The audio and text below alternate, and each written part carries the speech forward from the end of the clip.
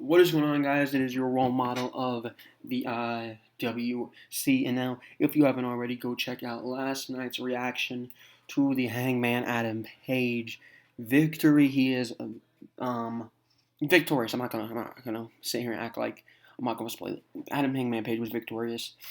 So I did what I said I was gonna do. I was gonna pop a bottle for my boy. I ended up downing that all today. Right after I got back from the Oregon football game, I told you I was going to be going to the football game, and that is why I wasn't giving out a full review. But now you're getting a full review on Sunday morning. Right now it is 12:30 for me, but we got to get out the full gear review now. Shout out to my boy Indigo. I know he will be doing a full gear review as well. He said he was going to do his on. Sorry if you can hear the drunk guys outside, but.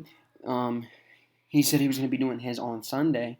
So that made me a little bit less hesitant to do it on my review. I was like, you know what, if he's going to do it, I'm going to do it on Sunday.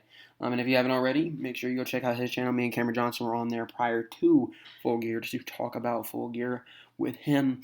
Go check out my some of my other friends in the IWC, Joseph Conlon. He does great stuff. Honestly, not sure who he recorded with this evening because I have been at the football game. I would imagine it's Cameron Johnson and Wesley Williams. Give me a second. Let me make sure I'm right. His video is taking a minute to load. But if you haven't already, go check it. Playback error. If you haven't already, go check out the Big Fight Field channel. A good friend of mine. He's done great stuff over there. He's killing it.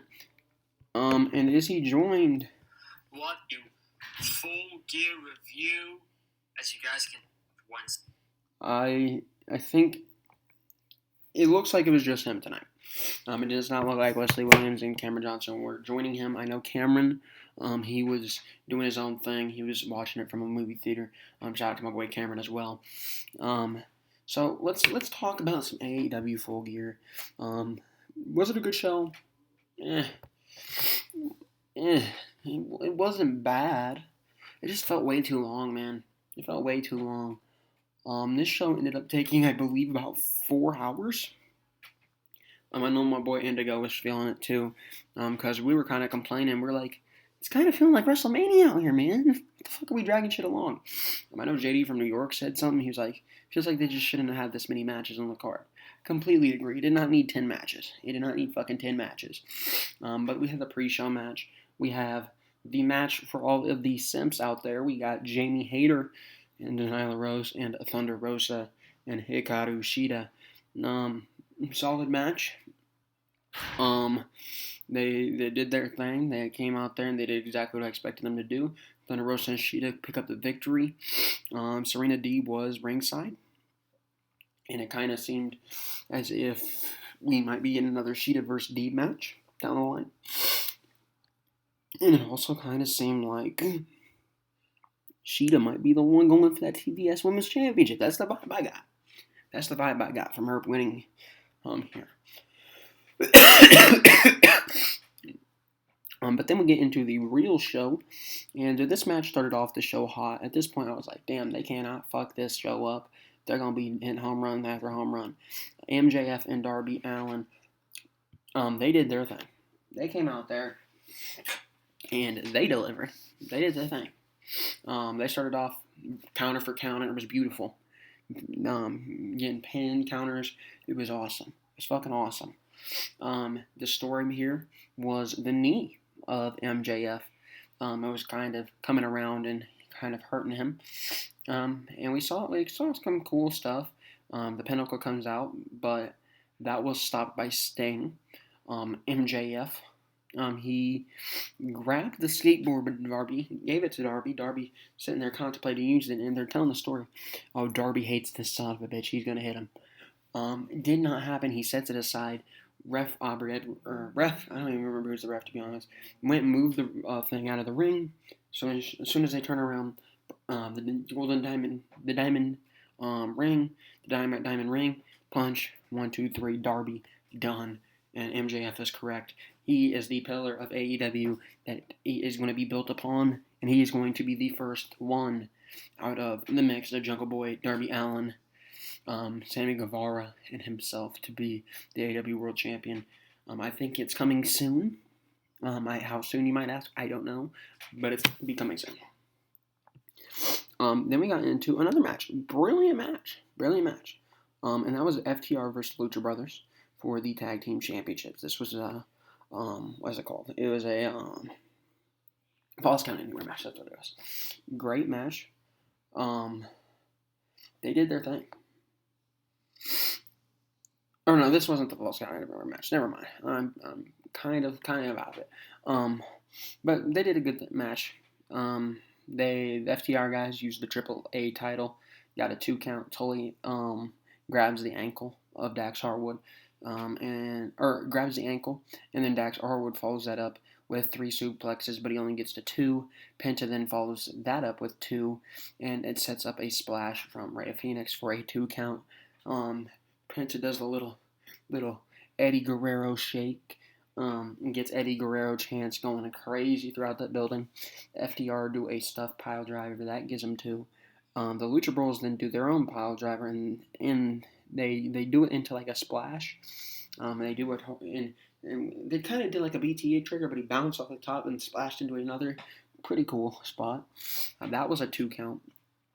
Then we got the FTR guys. They put on the green masks. And they're kind of trying to finesse the referee, being like, oh, I wasn't the one that got pinned. And Cash ends up getting pinned, even though he was not the legal man. But the referee did not give a fuck. I think it was Bryce Remsburg. Then we had Miro and Brian. Miro and Brian, they did their thing, man. They came out there, they did their thing. Miro, from the beginning, was controlling the pacing of the match. Did his thing. Bryan Danielson came out there. He gained some momentum with the running knee. Off the ring apron. Daniel hit a leg lock in. It looked like Miro would tap a little bit, but he didn't. Miro then powered out. Danielson got to hit a kickoff onto him. That was countered from Miro into a different move. But Daniels, like, he countered the counter, and he just started going at Miro's head. Started stomping on the head for Miro. They get back up. Miro catches a running knee with a power bomb. Miro then locked in the game over. I'm like, oh shit, there it is. It's over for him. Bryan gets to the rope. Bryan Danielson gets to the rope. Bryan then locks in the lapel lock, and Miro powers out of that. So the 2 best moves we've seen, they came out. They didn't work.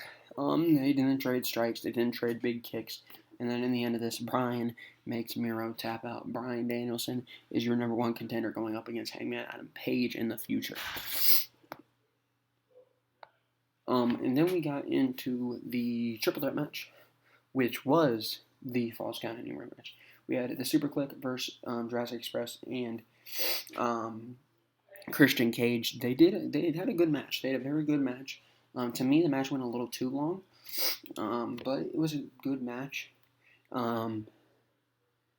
Jungle Boy came out there. They were wearing jeans. I loved it. Jungle Boy wearing jeans. I didn't think I was going to see that, but that's pretty cool. Cole got bloodied. He had the Triple H blood. It was real red, bright red on his face. Jungle Boy pulls out the win, though. Pulls up the win. Very solid match. And this is the point where I was pissed. I was pissed because everything I just talked about probably should have been about like an hour 20 minutes worth of wrestling. At that point, we were already past 2 hours.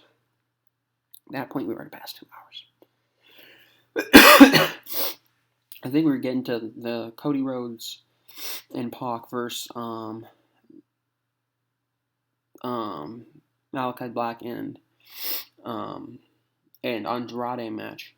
I think we got to that about 2 hours and 15 minutes into the show. It was fucking ridiculous, man. And I didn't want to sit here and watch the Pinnacle, or the Pinnacle did afterwards come out and attack Cody and Pac. But this match, I don't know why you'd have Malachi Black and Andrade lose. I don't know why this was on the pay-per-view. This shit went way too long. I was not a fan. Cody did not need to have that long. The crowd did not like Cody.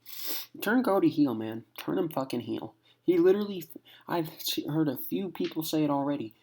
tonight felt like Cody Rhodes was a 2015 version of Roman Reigns. What happened when you turn Roman Reigns heel? He was the biggest fucking guy in the company. Turn Cody heel. Nobody likes babyface Cody anymore. The luster on it has worn thin. It's unfathomable.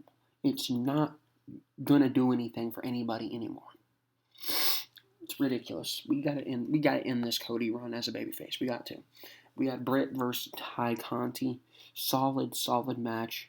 The crowd didn't really feel too into this match, to be honest with you. I thought it was a solid match, but the crowd didn't make it that fun. The crowd was basically dead. I mean, you gave fucking Cody Rhodes out there for 15 fucking minutes. You gave fucking Cody for 15 minutes. God damn. God fucking damn. Trying to kill these motherfuckers out there. It was already 3 hours into the show, basically. By the time this was done, it was 3 hours. Britt Baker won. Shout out to Britt Baker. Then we had CM Punk versus Eddie Kingston. And the crowd came back alive for this match, man. I would expect it. Eddie Kingston's a very loved guy in AEW. Same thing with CM Punk. Both guys. CM Punk was bloodied in this match. Punk won. This was probably the best match since they pissed me off. Because that Cody shit pissed me off. The Britt shit, I wouldn't say the match was bad, but I was just in a bad mood because of the fucking Cody shit. And the crowd wasn't into it, so it made me less into it. You ain't the fucking street fight after that, man. The fucking street fight. The fucking street fight, man. That shit was fucking way too... I haven't even got to see how much time this fucking street fight was. Whatever it was probably about at least... Let's see, so I don't say some stupid shit. It felt like forever. This street fight went 20 minutes. 20 fucking minutes. 20 fucking minutes was this street fight. And I swear to God, it should have went 2 fucking minutes. We had fucking Dan Lambert in there getting his ass beat. That was the fucking highlight. That was the fucking highlight for me. Seeing Dan Lambert get his fucking ass beat by Chris Jericho. The rest of this shit was fucking useless. Fucking useless. Had no purpose being on a pay-per-view. So right there, if you just cut the 2 fucking useless matches of Cody and the street fight, and this is my biggest concern with this pay-per-view.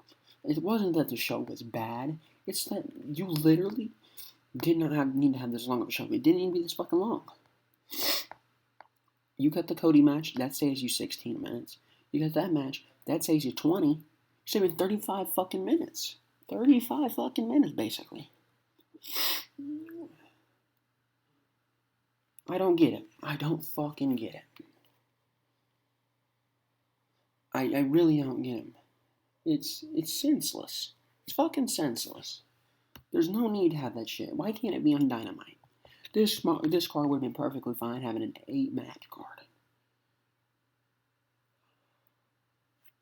Oh no, I would say it's basically a 6-match card because the main show would only have 6 fucking matches.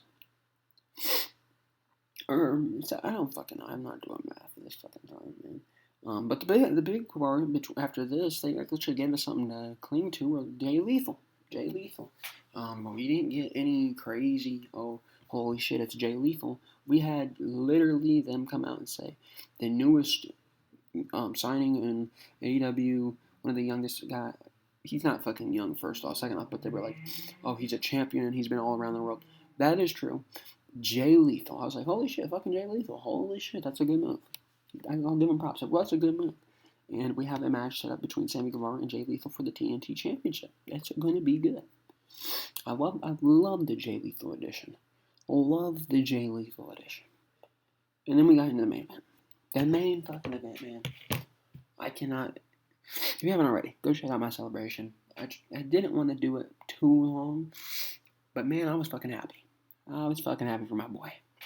Adam Hangman Page went into full gear. He did some cowboy shit and he walked out as not the very first, but he walked out as the AEW World Champion. Great shit, man. Cowboy shit is great shit. Thank fucking Lord Hangman won. If Hangman did not win tonight, I was gonna riot. I had my pitchfork ready. I was ready to fucking riot. I was about to look like fucking Ruby Soho in her WWE days. But, hey, man. Was AEW Full Gear a bad show? No. Was it a great show? Lord to the fuck no. Hell fucking no. This was not a great show by any means. Was it a bad show? No. This was not a great show. It went on way too fucking long. Way too fucking long. We could have saved at least 35 minutes. At least 35 minutes. That's really all I got for you, man. If I had to rate it out of 10, I would give Full Gear a 5. I would give it a 5. I'm not going to lie to you. I'd give it a 5. Was it worth $50? I really don't feel like it was. I'm